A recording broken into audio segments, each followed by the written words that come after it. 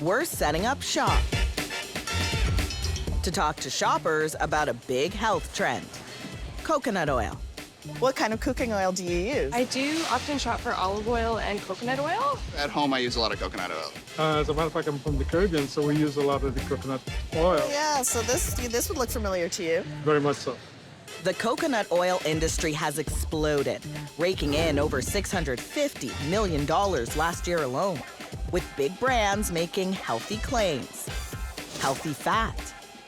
No cholesterol or trans fat. Everywhere it says that coconut oil is the best option. Sure sounds like it's good for you. It's good for your hair, it's good for your skin, it's good for cooking, it's good for everything. I put a tablespoon of butter and 2 teaspoons of coconut oil in my coffee every morning, and they think that I'm nuts. So how quickly do you go through a jar of this? It's more a jar of this. Wow. I would say every couple months. I usually go through a container like this or this. From Dr. Oz. First of the health benefits of coconuts is weight loss. It helps you lose weight. To vloggers. Use coconut oil instead of olive oil. To celebrity chefs. And I pour it over fruits. I put it in dressings. From time to time, I've been known to put it over pasta for my dog. Seems like a lot of people are buying in. Would you consider it a healthier option than some of the other oils out there? I mean, it says organic, so it has to, right? It's not processed. It's like from the coconut. It's screaming green and healthy. I know that it's high in good fats, I've heard. Along with what's called MCT. MCT oil. That's medium chain triglycerides. They're in coconut oil. And make sure that you're using MCT oil if you want to get these different benefits. MCTs create energy faster. You could use MCT oils on a salad. I could take it right off a spoon. The wonders of MCT oil and the coconut oil craze are linked, and it all goes back to this 2003 study. Makes you wonder, is there anything to all these health claims? To find out, we tracked down the author of the study that set off the craze. Hi, Marie-Pierre. Hi. Nice to meet you. Nice to meet you. This is the shop. All right. Would you like a coffee? Sure. All right. Marie-Pierre St. Onge, a doctor of human nutrition from Columbia University. 2 black coffees with coconut oil, please. Lots of people put coconut oil in their coffee, but this is a first for her. We did research to look at the influence of MCT oil on energy expenditure and body composition. Wait, what? You weren't testing coconut oil. Not at all. We were testing MCT oil. It's very purified form. MCT is a subcomponent of coconut oil, and only 15% of coconut oil is MCT. What her research did find was a small improvement in weight loss for overweight people who consumed MCT oil, but zippo on coconut oil. It's often picked up as being a study that promotes coconut oil, but in fact, they're completely different. There are brands that are promoting coconut oil as being healthy and something you can eat and cook with all the time. Yes, it's unfortunate that coconut oil has been given this health halo. So it's not healthy? I would not consume it on a regular basis. Marie-Pierre is not alone. Many experts are concerned that coconut oil is high in saturated fat. What if I told you, though, that 1 tablespoon of coconut oil has 13 grams of saturated fat? Yuck. That's more than 2/3 of your daily saturated fat limit. That's the opposite of healthy.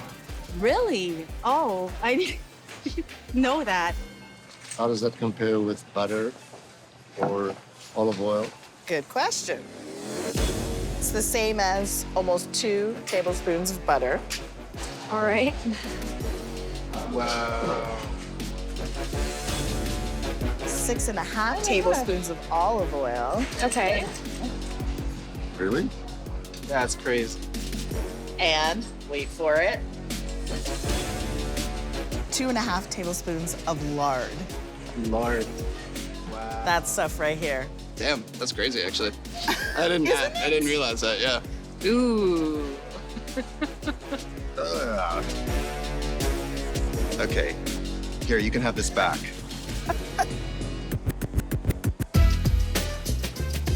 We reach out to the coconut oil companies in our story, and the ones that got back to us say new science shows the saturated fat in coconut oil doesn't have the same negative health effects as the kind in animal fats like lard and butter.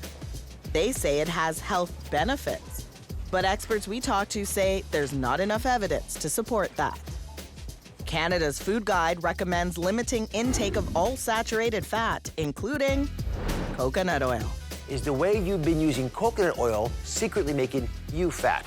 Now Dr. Oz is even questioning the benefits. Just last year, the American Heart Association came out against it.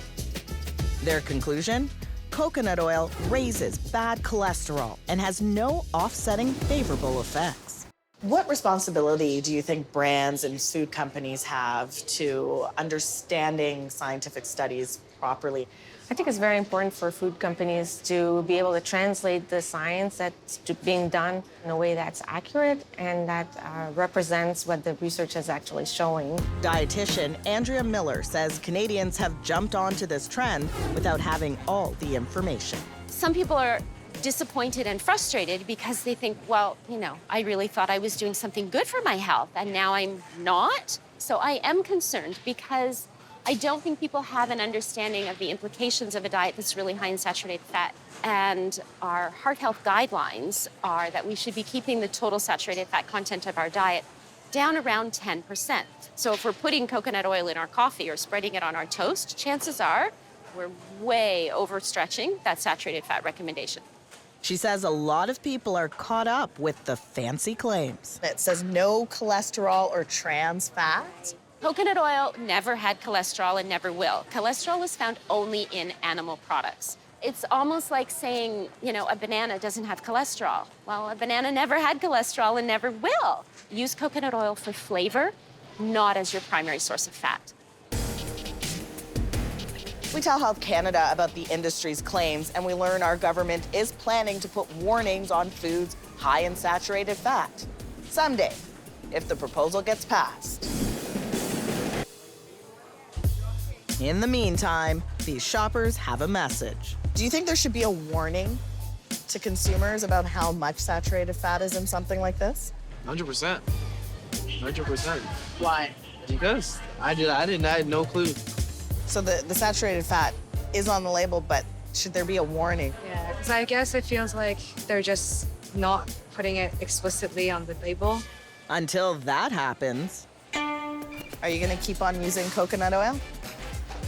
For certain things, yes. For other things, probably take a step back and look at either canola or even lard in this case, I guess. Yeah. No, not today, not tomorrow, not ever.